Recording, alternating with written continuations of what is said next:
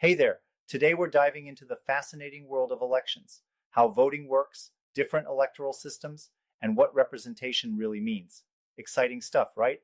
Absolutely. Elections are like the heartbeat of democracy. So, where do we start? Well, let's start with why elections matter. They're the foundation of democracy, allowing citizens to choose their leaders and influence hmm policies.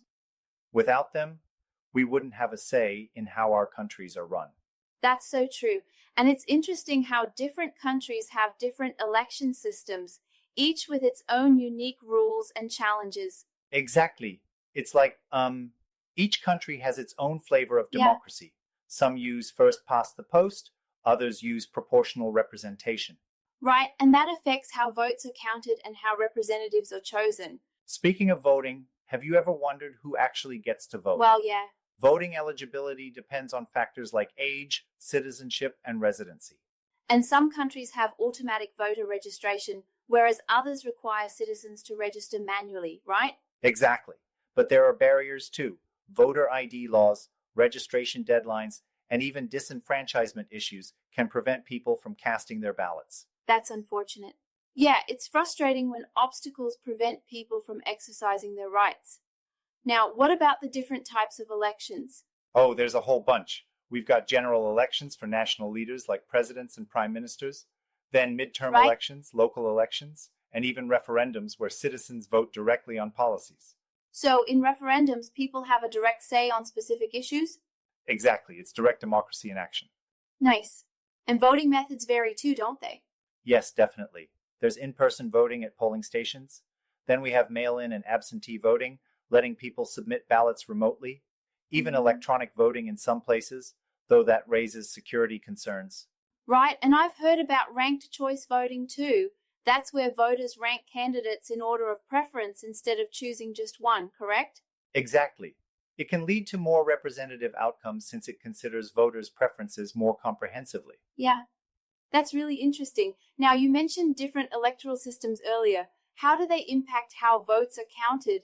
Well, in first past the post, the candidate with the most votes wins, even without a majority. That's used in the US, Canada, Got and the it. UK.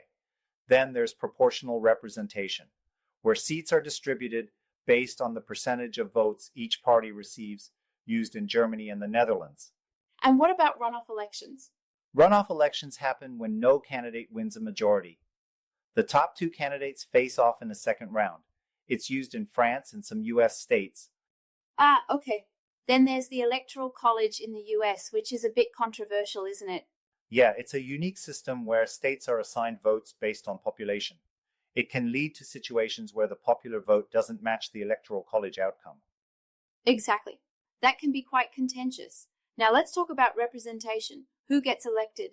Elections determine not just presidents and prime ministers, but also legislators, judges, governors, Right? and local officials. But issues like gerrymandering can manipulate district boundaries to favor one party. Yeah, and voter suppression tactics are also a big concern. Exactly.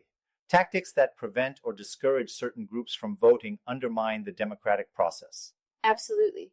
And in modern times, we face new challenges in elections, don't we? Definitely. Misinformation and fake news spread rapidly on social media, shaping voter opinions in troubling hmm ways. There's also ongoing debates over election integrity, even though voter fraud is quite rare. Some people think voter fraud is more common than reported. Do you think that's a valid concern? Well, while it's important to maintain election integrity, studies show that widespread voter fraud is extremely I rare. see. Focusing too much on it might lead to restrictions that make it harder for legitimate voters to participate.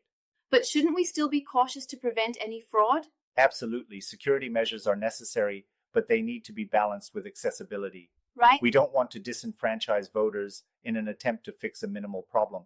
That's a fair point. Now, low voter turnout is another major issue, especially in non presidential elections. Exactly. It's like people only show up when it's the main event. Yeah, But local elections impact our daily lives significantly.